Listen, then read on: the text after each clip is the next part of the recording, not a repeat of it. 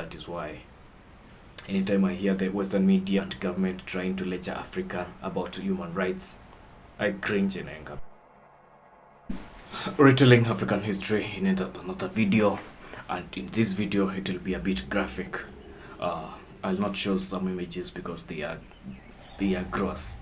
In today's video I'll be looking at the German influence in Africa and the dark side that the Western influenced media does not like to capture.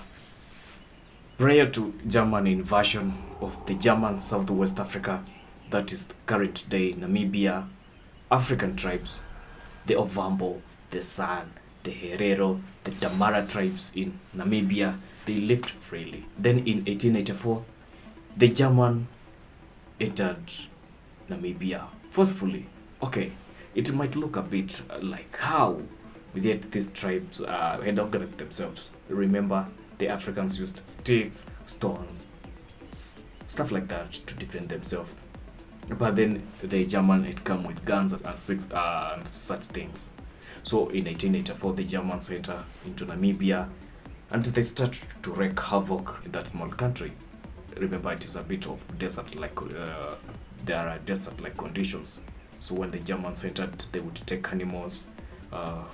The few farms which sustained the local population were taken away from the local population by the German settlers, and some of them were killed.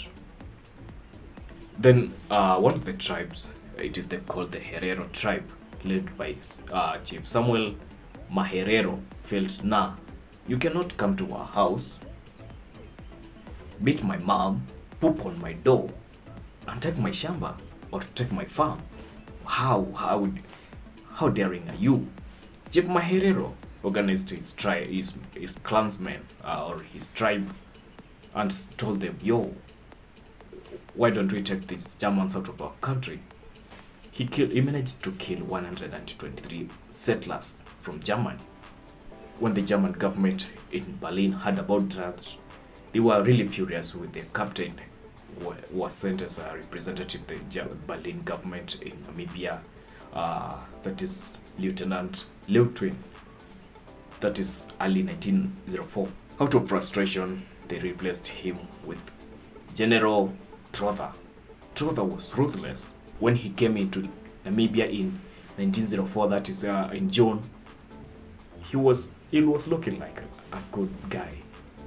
He called the local community, that is the Herero, and told them, why don't we discuss these things out and coexist peacefully?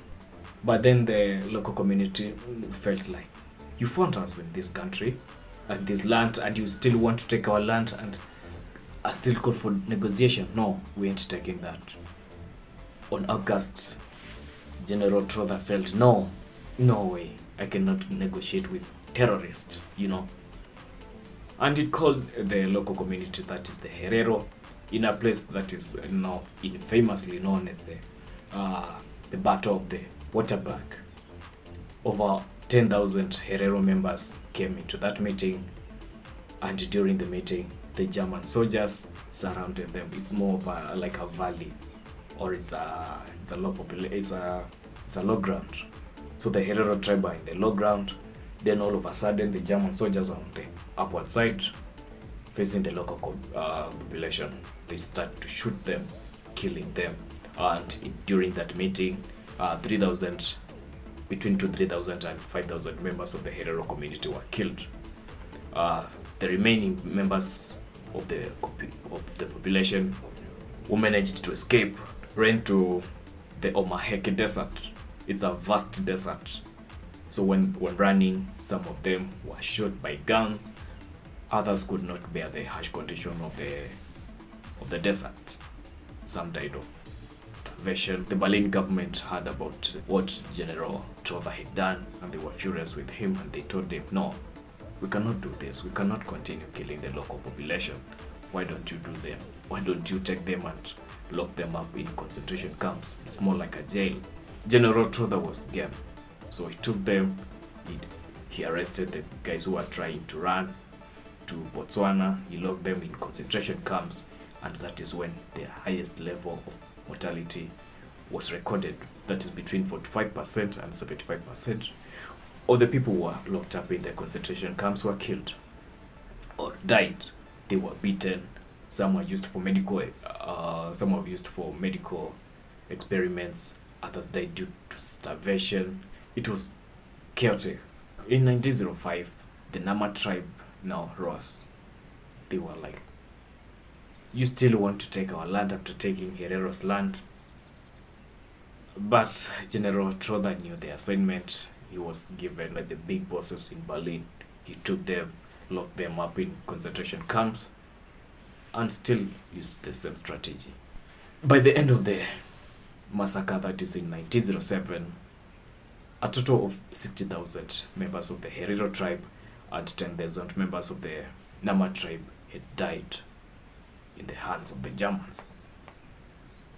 The sad thing is that the Germans took so much time to compensate the local population, and that is why anytime I hear the Western media and government trying to lecture Africa about human rights, I cringe in anger because I see hypocrisy in them.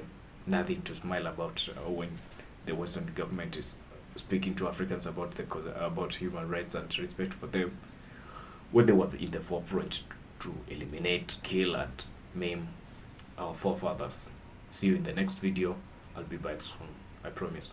If you have not subscribed to this channel, kindly consider subscribing.